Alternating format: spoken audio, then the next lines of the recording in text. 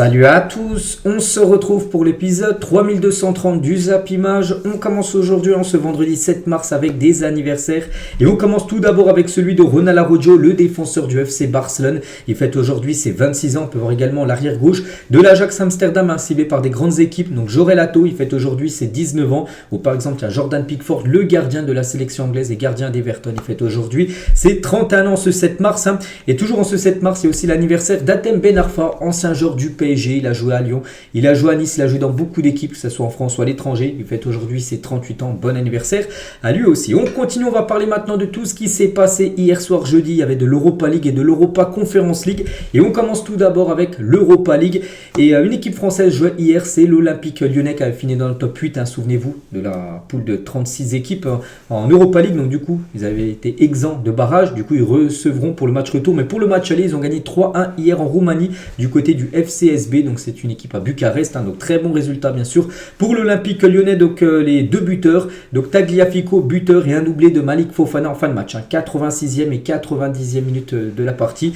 Donc Lyon prend une sacrée option quand même pour se qualifier pour les quarts de finale de cette compétition. Donc il faudra faire le taf lors du match retour jeudi prochain au Groupama Stadium. Donc voici les statistiques de la partie: 17 tirs, 5 tirs cadrés, 3 buts, donc efficace bien sûr cette équipe de l'Olympique Lyonnais. Donc Lyon avait les crocs lors de cette rencontre, et ça fait la une du journal Équipe aujourd'hui, cette victoire de Lyon. Et l'expert venu du banc avec bien sûr en tête d'affiche Malik Fofana, à hauteur d'un doublé les gars. Donc encore, entré en jeu en deuxième période, l'attaquant Malik Fofana a inscrit 2 buts en 5 minutes, 86e et 90e, et ouvert à Lyon la route bien sûr pour les quarts de finale avec cette belle victoire 3-1 tout d'abord à l'extérieur. Et à noter que le doublé de Fofana a été inscrit avec un doublé de passe D de Ryan Cherki, qui a fait encore une grosse performance. Et Cherki les gars, sur ses 6 dernières titularisations, regardez, à chaque fois il a été décisif. Doublé de passe D contre Bucarest hier, doublé de passe D contre Brest il y a quelques jours lors de la victoire 2-1, doublé de passe D pour doublé d'Alexandre Lacazette en but.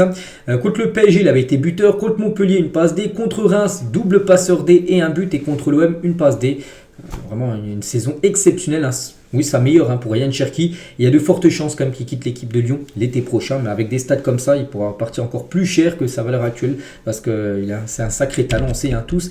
Ryan Cherki, et toujours tient avec lui parce que ça concerne Ryan Cherki, cette info. Donc l'Olympique Lyonnais disputé hier sa 100e rencontre consécutive en Coupe d'Europe avec au moins un joueur formé au club lors du match aller des 8e de finale hier contre le FCSB. Donc un joueur formé au club, c'est Ryan Cherki qui était titulaire pour cette rencontre.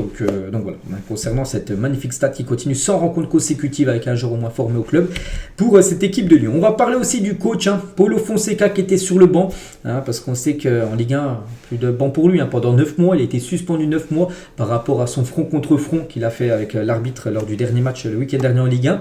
Mais en Coupe d'Europe, la sanction n'est pas en Coupe d'Europe, on va dire. Donc les larmes de Paulo Fonseca soutenues par ses joueurs après sa lourde suspension. Donc quand ils ont marqué, quand ils ont gagné en fin de match, ils sont tous allés autour de leur entraîneur bien sûr pour l'apporter du soutien. Et sur sa sanction de 9 mois, donc il a dit, donc je ressens une grande injustice par rapport à la décision qui a été prise. Je n'ai jamais touché l'arbitre, c'est vrai qu'il a mis front contre front, mais il lui a pas mis non plus un coup de boule bien sûr, et je n'ai jamais eu l'intention d'être physiquement agressif. Donc il comprend pas en gros pourquoi il a pris autant de mois, 9 mois les gars, c'est quand même une grosse sanction. Voilà. Après peut-être il a payé pour tout le monde, pour tous ceux d'avant, avec Longoria, on se souvenait la semaine d'avant qu'avec Dijonté, lui qui a pris 15 matchs de suspension, peut-être c'était la goutte d'eau qui a fait déborder le vase, et du coup c'est lui vraiment qui a pris la méga sanction, et du coup lui comprend pas ça. Bon voilà, c'est comme ça. Mais bon, du côté de Lyon les gars, on apprend que Fonseca va rester en place à Lyon malgré sa suspension, malgré qu'il ne sera pas sur le banc.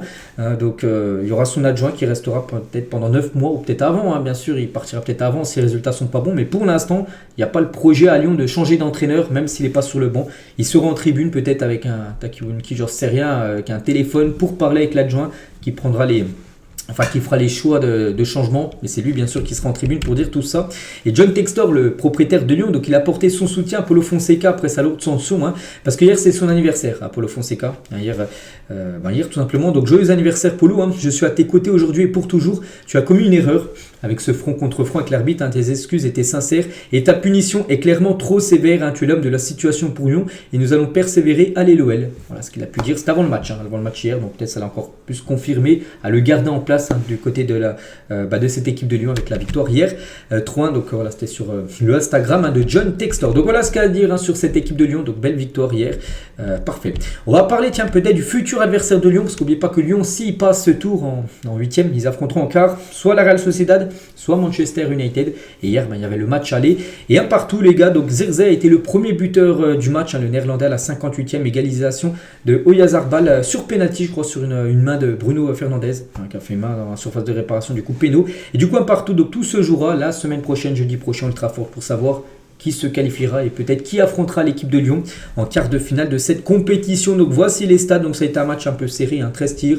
Voilà, identique pour les deux équipes, plus de tirs cadrés à un côté Manchester United. Donc voilà, décision finale, ça sera la semaine prochaine pour savoir qui sera le grand vainqueur. Et malgré sa saison quand même catastrophique, on sait que Manchester, bon oui, ils sont en Europa League en 8e là, mais en Premier League ils sont très loin, à 14e tout ça du championnat. Donc Manchester est la seule équipe encore invaincue en compétition européenne cette saison. Et ils continuent leur saison européenne sans défaite, pour l'instant 0 défaite. Ils ont joué 8 matchs de poule en Europa League, pas de défaite. Pierre, le premier 8e de finale, pas de défaite non plus. Alors que toutes les autres équipes en Coupe d'Europe ont toutes perdu. Toutes les équipes qui jouent en Ligue des Champions, en Europa League, en Europa Conference League ont toutes perdu au moins un match. Même Liverpool. Liverpool ont tout gagné à part une défaite. Je crois que ça avait été contre le PSV lors du dernier match. De phase de poule. Donc Manchester qui est invaincu, c'est fou, parce que si on compare, fait le contraste avec la saison Première Ligue, ils enchaînent beaucoup de défaites. On continue avec d'autres rencontres. Il y avait une belle affiche, l'AS Roma contre Bilbao, et c'est l'AS Roma qui prend une petite option pour se qualifier pour les quarts de finale. Bon, après il faudra se déplacer la semaine prochaine à San Mamés, à Bilbao, ça sera très compliqué, mais l'AS Roma s'est imposé 2-1, donc Angelino et Somorodov à la 94e minute de jeu, sinon il y aurait eu un partout, mais voilà, but victorieux en toute fin de partie. Donc Inaki Williams, c'est lui qui a marqué côté Bilbao. Bilbao menait 1-0. Ils ont perdu le match 2-1, mais tout reste jouable. Un but, ça se remonte surtout chez eux dans leur stade où ça sera très compliqué pour l'AS Roma. Donc voici les stats. Donc il y a eu plus de tirs. Regardez Bilbao, c'est 16 tirs, seulement une frappe cadrée. Le but d'Inaki Williams. Et sinon, l'AS Roma a eu plus de tirs cadrés. Donc voilà, c'est eux qui ont été les plus dangereux et ceux qui ont gagné. Et on va parler de cet homme, c'est Claudio Ranieri, le coach de l'AS Roma. Il fait du bon taf parce que là, il avait repris cette équipe qui est en grande difficulté depuis ces 24 matchs depuis qu'il a fait son retour sous le banc de l'AS Roma. C'est 14 victoires, 5 nuls, 5 défaites. Donc le bilan est plutôt bon, même très bon. Donc l'AS Roma est actuellement 8e de série avec 43 points, 4 points d'une place européenne. Donc victorieux hier soir 2-1. Ils ont déjà un pied en quart de finale. Bon, il faudra faire le taf la semaine prochaine. J'ai dit ça sera compliqué en Espagne.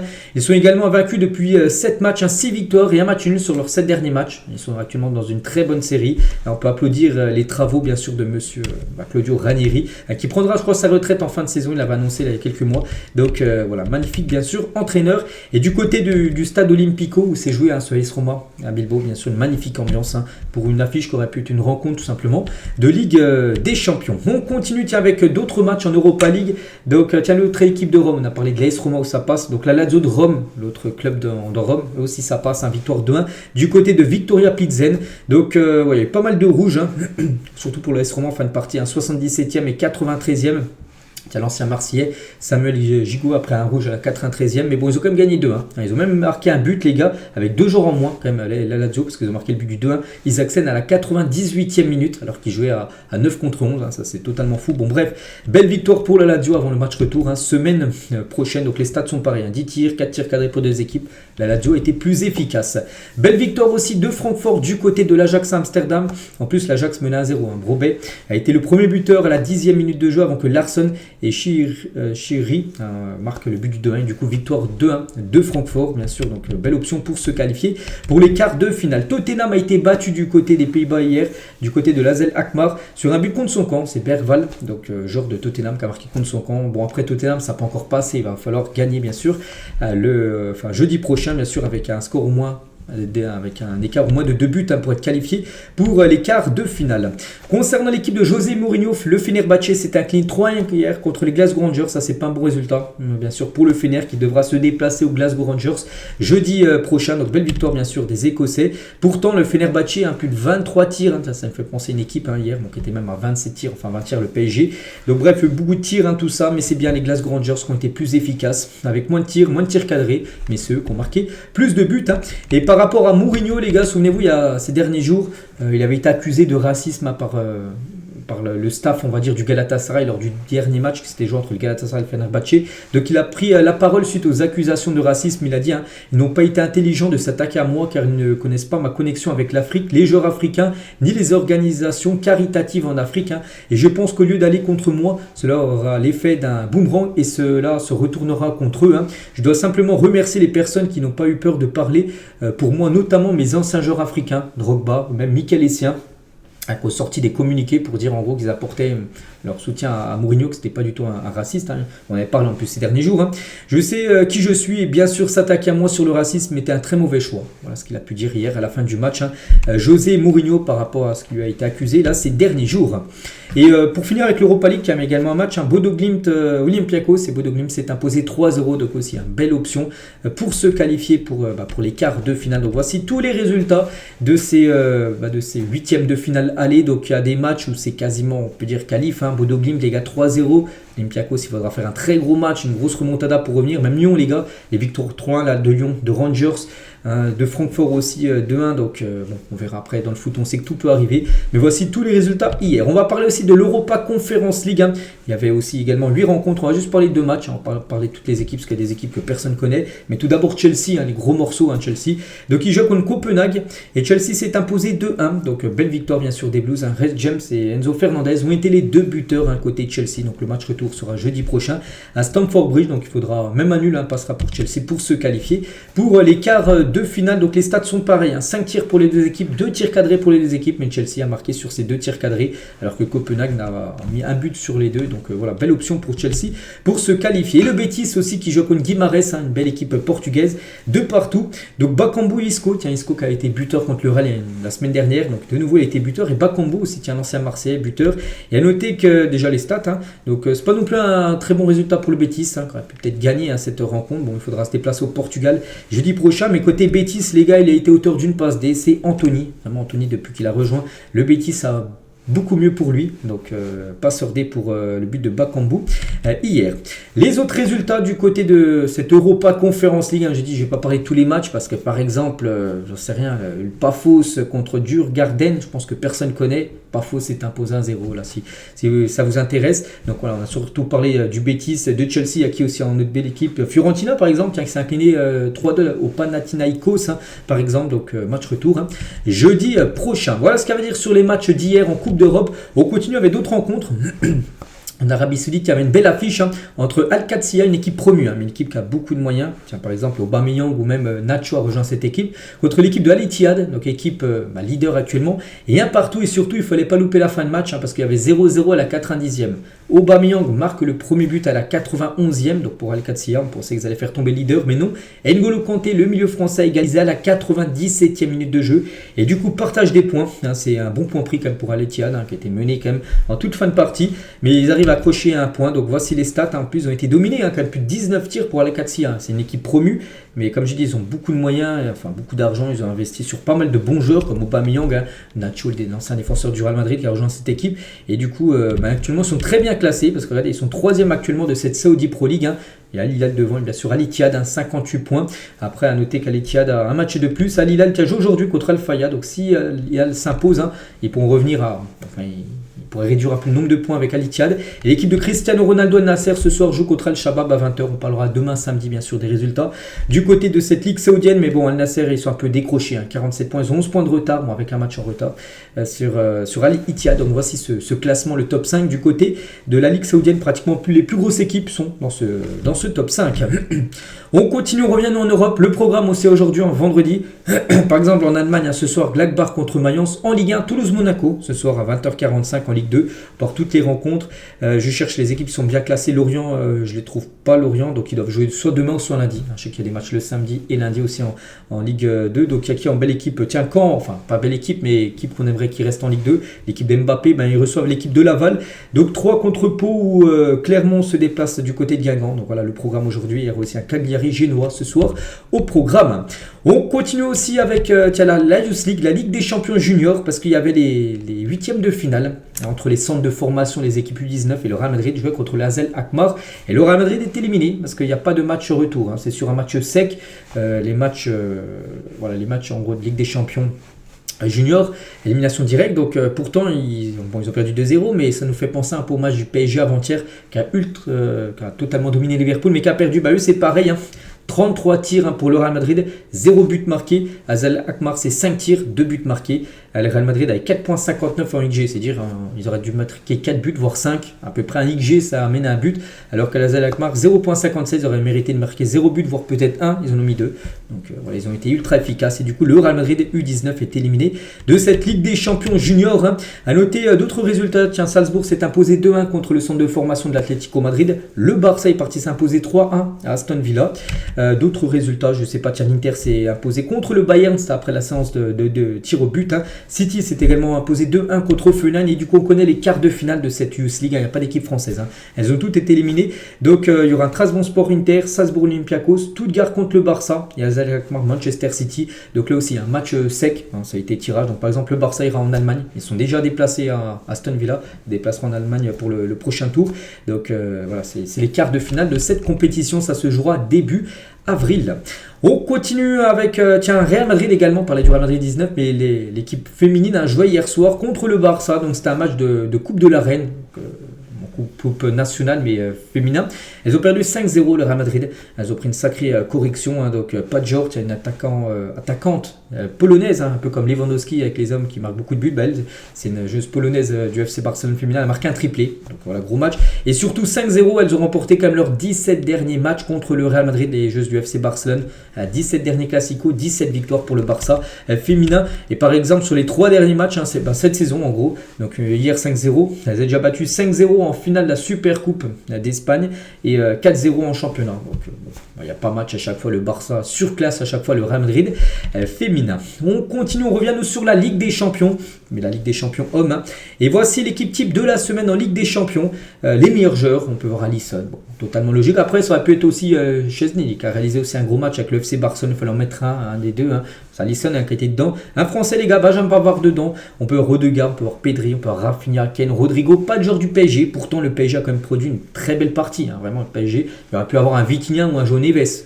Parmi les 3 milieux, au moins un joueur du PSG, aucun. Pourtant, peut-être parce qu'ils ont perdu. Voilà, tout simplement. Donc voilà l'équipe type. J'aurais changé un joueur. J'en sais rien, peut-être trop de joueurs. J'aurais mis au moins Vitinha, les gars, qui auraient mérité. Il a fait un énorme match, Vitinha contre Liverpool.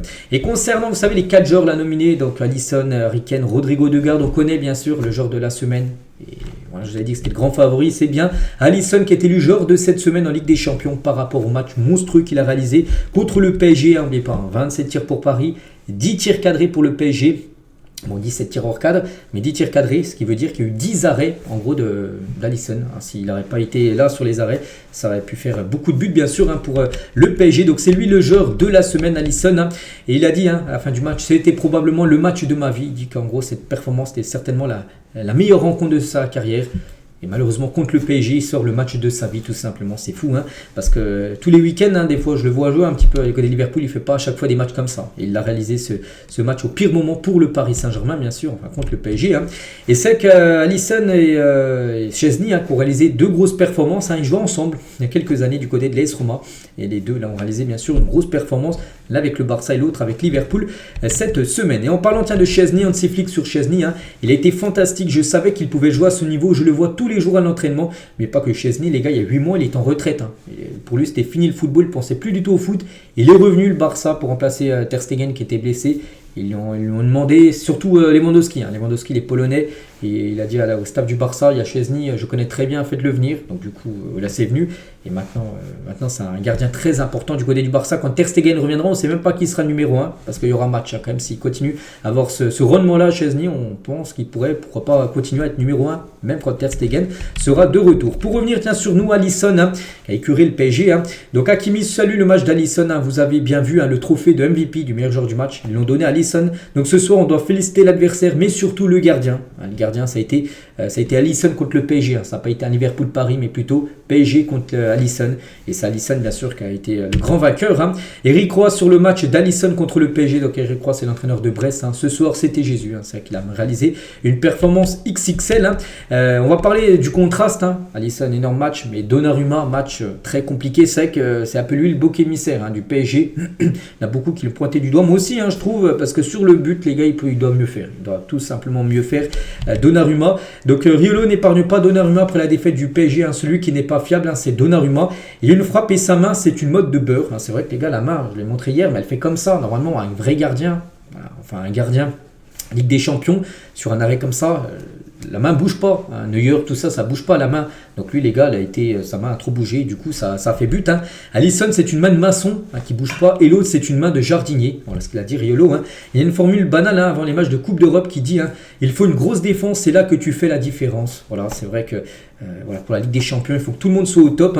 Et là, en gros, il n'a pas non plus coûté le match, bien sûr, Donnarumma, mais il aurait dû mieux faire, en gros, sur cette action.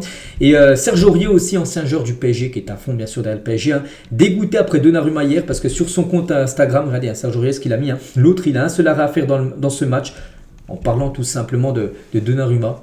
Voilà, le message aussi de Serge Aurier, qui est très énervé contre Donnarumma par rapport à son match. On revient aussi sur pas le penalty, il n'y avait pas penalty, mais carte rouge qui aurait pu être donnée sur Konaté. Donc Nasri sur la poussette d'Ibrahima Konaté sur Bradley Barcola. Donc il a dit, pour moi ça me rappelle exactement la situation de Jonathan Reueux face à Strasbourg, cette situation-là où Gueladoué, les gars, avaient poussé dans le dos Reueux lors d'un match entre l'OM et Strasbourg. Il n'y a pas eu penalty, enfin il n'y a pas eu de carton, il n'y avait rien eu, il n'y a pas de faute. Il a dit que c'est la même chose, ça n'a pas été sifflé, c'est pareil, c'était une poussette comme ça. Pour moi en Angleterre ça ne siffle pas. Voilà, bon, pour moi je ne suis pas d'accord avec Nasri, peut-être qu'il pense ça, chacun pense ce qu'il veut. Je respecte totalement sa décision, mais pour moi les gars, même sur cette action-là, il y avait faute, je ne sais pas si c'est dans la surface, j'en sais rien, mais soit il y a penalty ou faute, mais là aussi pour moi il y a faute totale les gars. Au pire il serait côte à côte avec, ça aurait été épaule contre épaule, pas de souci, et voilà, il est plus puissant que Barcola, mais là il était devant lui, du moment qu'il est devant lui, il le pousse. Il le fait tomber au sol. En plus, c'est pas laissé tomber. Enfin, il s'est un petit peu laissé tomber sur la fin. Mais vraiment, il a dû tomber parce qu'en gros, il a reçu une grosse poussette quand même dans le dos. C'était carton rouge. C'est quand même une grosse erreur, bien sûr, de l'arbitre. Eric Roy, lui, ne comprend pas comment Konaté n'a pas été expulsé hier. C'est incompréhensible. S'il n'y a pas pénalty, il y a faute, coup franc et donc carton rouge. Tu changes un joueur dans le dos. C'est surtout ça, c'est dans le dos. Il était devant lui, Barcola. La dernière, à Rojo, les gars, c'était la même chose. Il est pris rouge parce que Barcola était devant lui. Là, c'était exactement pareil. Donc, on ne comprend pas. Donc, je ne vois pas comment il est possible de ne rien siffler. Voilà. Donc, ça, c'est très surprenant de l'arbitre parce que ça change totalement le match, bien sûr. Parce que là, on est à peu près à la 30e minute de jeu. Liverpool, déjà, qui avait beaucoup de mal à 11 contre 11, à 11 contre 10. Peut-être ils auraient craqué, ils auraient peut-être pris une pilule. Et Ferdinand, les gars, ne comprend pas lui aussi comment Konaté n'a pas pris rouge sur cette action. C'est une faute. Et c'est dans son dos, c'est une faute, c'est un carton rouge. Je ne reviens pas à quel point Liverpool a eu de la chance sur ce coup. Comment se fait-il que la VAR ne l'ait pas détecté? En gros, n'est pas parti regarder. Enfin, l'arbitre, la VAR, il le cogne entre les omoplates de son dos. Donc oui, c'était carton rouge. Bon, après l'arbitre, lui, il n'a rien vu. Et c'est le PSG qui s'est fait enfler. Et Luis Campos, les gars, parce que c'était avant la mi-temps, ça. Donc à la mi-temps, les gars, il a disjoncté Luis Campos dans les tunnels. Il a gueulé par rapport à l'arbitrage. Donc il ne sera pas sanctionné par l'UEFA pour son comportement lors de la mi-temps, parce qu'il a envoyé des mots, bien sûr, par rapport à l'arbitre, qui n'avait pas sifflé, bien sûr, cette faute.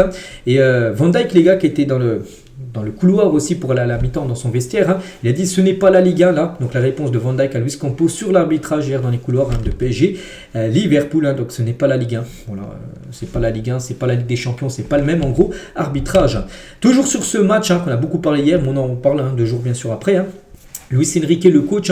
Donc Liverpool a joué comme ça parce qu'on ne leur a pas laissé jouer le jeu. Ils ont été meilleurs dans les 5 premières minutes. Les 5 premières minutes du match où ils ont été un petit peu corrects. Puis après, on les a plus vus. Ensuite, nous avons pris le dessus. Il a totalement raison, bien sûr. Luis Enrique, Hakimi, il a dit on ne va pas en rester là. On va aller là-bas en field pour chercher la victoire. De toute façon, il n'y a pas le choix. Il faudra absolument gagner du côté de Liverpool pour au moins soit en prolongation, soit se qualifier. Mais voilà, un nul, tout ça, une défaite, ça passera pas, bien sûr, pour Paris. Et pas de chaud, cette fois-ci, nous n'avons pas marqué, mais je suis sûr que nous marquerons au prochain match. Prochain match à demain, bien sûr, contre Rennes, 17h pour le PSG, mais surtout, bien sûr, mardi prochain, le match retour que tout le monde pense dans les têtes parisiennes. Et Arne Slot, le coach de Liverpool, donc il le sait que lui, son équipe a réalisé une performance un hold-up on peut dire. Hein. Je pense que même un match nul aurait été chanceux pour nous. Allez, il le dit. Hein. Paris a été la meilleure équipe. Voilà, que même un nul, ça aurait été même immérité. Ils obtiennent la victoire. Donc voilà, pour eux, c'est un résultat parfait, bien sûr, pour Liverpool. Surtout vu ce qu'ils ont montré au Parc des Princes. Hein. Et Jimmy Carragher, ancien défenseur de Liverpool et consultant maintenant sur les chaînes sportives anglaises, hein, parle de braquage concernant la victoire de Liverpool au Parc. Hein. Je n'en crois pas mes yeux. Hein. Le PSG était époustouflant. Ils ont marché sur Liverpool. Alisson, c'était probablement la plus grande performance de sa carrière. Hein. Ce match fait contre le PSG. C'est l'un des plus grands braquages de l'histoire du foot. Bon, c'est pas non plus le plus grand braquage. Il y a aussi des matchs comme ça où l'équipe dominait totalement puis elle a perdu en fin de match. Mais c'est vrai que ça fait partie des matchs en gros que tu peux le rejouer 10 fois là le match avec les mêmes joueurs sur le terrain. Et le PSG gagnera 9 fois et perdra une fois. Ils ont perdu malheureusement avant-hier. Mais bon, Liverpool a gagné et c'est bien ça qu'on retient. Et cette saison, Liverpool a battu le champion d'Angleterre, donc Manchester City. Tiens, c'était le 23 février dernier, 2-0. Hein, c'était en première ligue. Hein. Le champion d'Espagne, 2-0. Le Real Madrid hein, qui a gagné bien sûr la Liga saison dernière. Le champion d'Allemagne, le Bayer Leverkusen, qui avait remporté lors du 5e match de poule, hein, 4-0. Et le PSG, le champion de France. Hein, donc 9-0, 9 buts marqués, 0 buts encaissés. Voilà, comme c'est très très fort bien sûr l'équipe de Liverpool. Et par rapport au but, parce qu'il y avait aussi des... C'est un faux que j'ai pu voir les gars par rapport que Darwin Nunez, c'est lui qui fait la passe D hein, pour comment il s'appelle, Harvey Elliott, hein, puis il aurait touché le ballon de la main sur cette action. Hein. Non, Nunez déjà ne touche pas le ballon de la main avant le but de Liverpool hier au Parc. Hein. Et non, le but n'aurait pas dû être refusé même si la balle avait touché la main selon les nouvelles règles de l'IFAB hein, datant de 2021. Donc une main accidentelle qui conduit un coéquipier à marquer ou enfin un but ou avoir une occasion de marquer un but ne sera plus considéré comme une infraction à moins que le but soit marqué directement de la main immédiatement ou après que le ballon ait touché la main. Donc voilà, même s'il aurait touché le ballon de la main, je sais pas, il aurait un peu touché le ballon de la main, il aurait fait la passe D pour Harvey Elliott, hein, le but aurait quand même compté. Bon, il n'a pas touché le ballon de la main, mais même s'il aurait touché, le but aurait quand même compté, d'après les nouvelles règles hein, de l'IFAB, voilà ceux qui font les lois du football.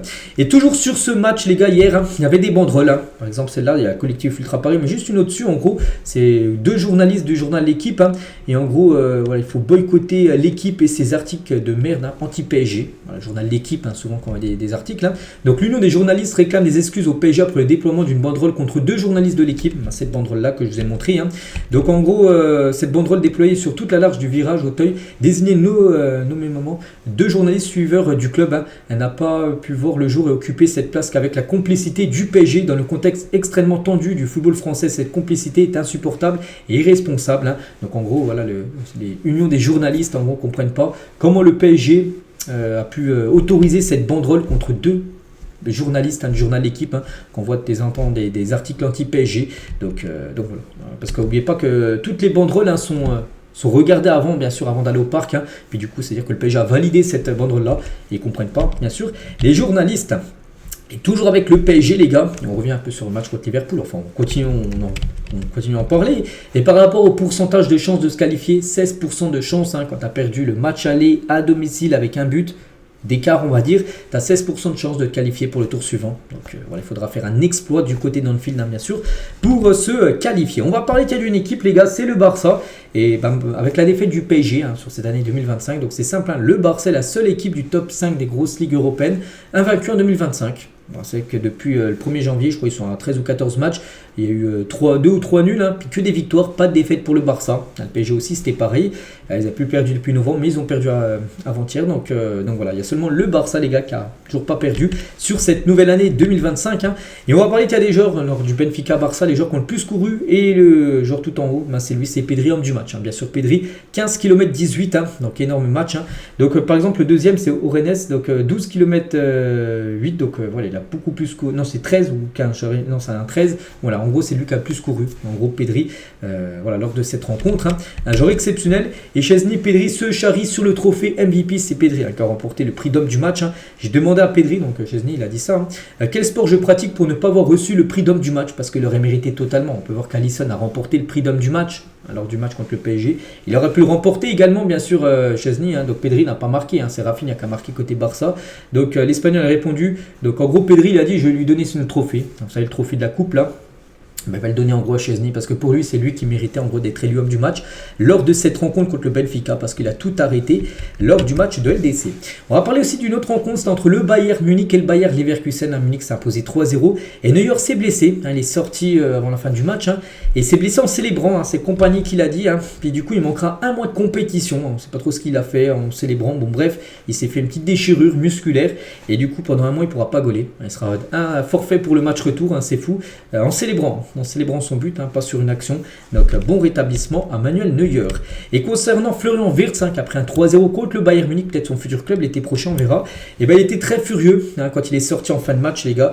Regardez, il se parlait dans les mains parce qu'il sait que c'est avec un 3-0, il va falloir faire un très gros match, une grosse remontada pour les Leverkusen pour se qualifier, sinon ça sera fini la Coupe d'Europe pour eux cette saison. Et toujours tiens sur cette semaine de Coupe d'Europe, à noter que les Pays-Bas sur un fil, c'est que les clubs néerlandais ont quand même floppé. N'oubliez pas que les Pays-Bas sont le championnat juste derrière la France, avec bien sûr la défaite du PSV, ils ont pris 7-1 contre Arsenal, défaite du Feyenoord, ils ont pris 2-0 contre l'Inter, l'Ajax a perdu hier 2-1, bon, il y a Z Alkmaar qui s'est imposé je ne sais plus, ils s'est imposé 1-0 contre Notre-Dame, mais voilà, seulement une victoire et 3 défaites. Les clubs français, bon, une victoire, il y a un nul, une défaite, bien sûr. Une victoire, c'est bien sûr Lyon. Donc, en gros, la France a bien placé pour garder 4 clubs en Ligue des Champions. La saison prochaine, si bien sûr la France reste à la 5e place au classement UEFA. On continue, tiens, on revient 2 ans jour pour jour en arrière et Liverpool humiliait Manchester United dans le fil d'un 7-0. Ça a été une humiliation. Donc voilà, 7-0, c'est un match bien sûr de Première Ligue. Ça avait été joué un 7 mars. On continue, on va parler des anciennes légendes du Real Madrid. Cristiano Ronaldo, même Benzema ont souhaité un joyeux anniversaire au Real Madrid. C'était hier, l'anniversaire du Real Madrid qui a été écrit un 6 mars. Donc le Real Madrid hier fêtait ses 123 ans d'existence. Et Ronaldo, par exemple, 123 ans de Real Madrid. Donc en gros... on les félicite bien sûr le Real Madrid par rapport à son anniversaire et même Benzema bien sûr légende également du club. Même Joselu, bon pas non plus légende mais joueur qui a apporté, on se souvient saison dernière avec son doublé en demi-finale, retour contre le Bayern, ce qu'on a enchaîné après avec une finale de Ligue des Champions gagnée. Donc lui aussi a mis un petit message par rapport aux 123 ans bien sûr du Real Madrid. On revient 16 ans jour pour jour en arrière et Neymar faisait ses grands débuts professionnels avec l'équipe de Santos, club où il est revenu il y a quelques semaines, où ça se passe plutôt bien pour Neymar. Et Neymar avec ce retour au Brésil, déjà dans le championnat brésilien, et on a appris qu'il est de retour également en sélection, Neymar, et ça fait plaisir. Donc il a pu été appelé depuis octobre 2023, depuis 1 an et demi, parce qu'il y a eu beaucoup de blessures, ça fait 1 an et demi qu'il n'avait pas joué. Donc le grand retour de Neymar, n'oubliez pas l'objectif de Neymar, revenir au top, et c'est déjà de revenir en Europe, peut-être au Barça, c'est ce qu'il aimerait l'été prochain, mais surtout se préparer pour la Coupe du Monde qui va commencer dans 1 an et demi à peu près. Donc c'est le grand objectif bien sûr de Neymar, il gagnait bien sûr la Coupe du Monde, c'est son rêve ultime. Donc voilà, 1 an et demi après déjà il revient en sélection Neymar. C'est vrai que ça peut faire mal les gars cette attaque brésilienne avec Vini, avec Rodrigo, avec Rafinha qui est exceptionnel avec le Barça, donc on verra ce que ça donne avec le Brésil et Neymar. C'est que le Quator là, le Quator du Brésil les gars peut faire de gros dégâts s'il y a des belles connexions qui se passent entre eux. A noter que des joueurs, voilà, ces 4 là ont été appelés, mais des joueurs n'ont pas été appelés. Hendrick les gars qui avait été appelé lors des derniers rassemblements n'a pas été appelé, peut-être par rapport à son temps de jeu qui est très réduit du côté du Real Madrid. Peut-être pour ça qu'il se dit s'il veut jouer la Coupe du Monde l'année prochaine, il va falloir qu'il prenne une décision l'été prochain et peut-être un départ pour aller dans un club où il ne pourra plus jouer parce qu'au Real Madrid on pense que c'est un peu bloqué avec l'attaque qu'il y a. Donc voilà, ce sera lui de trancher concernant son futur. En tout cas il n'a pas été appelé. Et d'autres joueurs qui n'ont pas été appelés, Anthony, malgré son beau retour au Betis, les belles stats, il n'a pas été appelé. Ederson aussi, ou même Joe Gomez n'a pas non plus été appelé. Du côté de la liste de Dorival, le sélectionneur actuellement du Brésil. N'oubliez pas, le Brésil affrontera la Colombie le 21 mars, là dans à peu près 2 semaines, et l'Argentine. Il y aura un Brésil-Argentine avec retrouvailles entre Messi bien sûr, et Neymar sera le 26 ou 25 mars, ce sera dans une nuit, donc certainement la nuit du 26 mars prochain. Concernant l'équipe de France, la liste de Didier Deschamps pour les 2 prochains matchs des Bleus face au même adversaire, France-Croatie tout d'abord, Croatie-France après France-Croatie, les quarts de finale de la Ligue des Nations. Donc Deschamps dévoilera sa liste jeudi prochain. Voilà, dans 6 jours, on connaîtra bien sûr les joueurs appelés. On va parler d'un joueur qui aimerait jouer pour une autre sélection. C'est Mason Greenwood qui a officiellement fait sa demande pour jouer pour la Jamaïque. Donc de base, il joue avec la sélection anglaise. Bon après, il ne joue plus parce qu'on sait ce qui s'est passé dans le passé quand il avait frappé son ex-copine. Donc en Angleterre, même partout bien sûr ça passe pas, hein, c'est complètement compréhensible. Donc du coup en Angleterre il est boycotté et du coup il a fait une demande pour jouer avec la sélection jamaïcaine. Donc l'Anglais n'a plus joué avec l'équipe des Trois Lions depuis septembre 2020, depuis 5 ans. Donc voilà, pour revenir en sélection, bon, pour l'Angleterre c'est fini pour lui. C'est pour ça qu'il va demander pour jouer avec la Jamaïque. On verra, ça sera accepté, bon certainement, parce que là du côté de la Jamaïque, hein, ils seront très contents d'accueillir bien sûr Mason Greenwood. On finit avec lui aujourd'hui. Donc voilà les gars ce qu'il y avait à dire. J'espère que ça vous a plu. On se retrouve demain samedi pour le prochain numéro. Je vous souhaite une très bonne journée et à demain.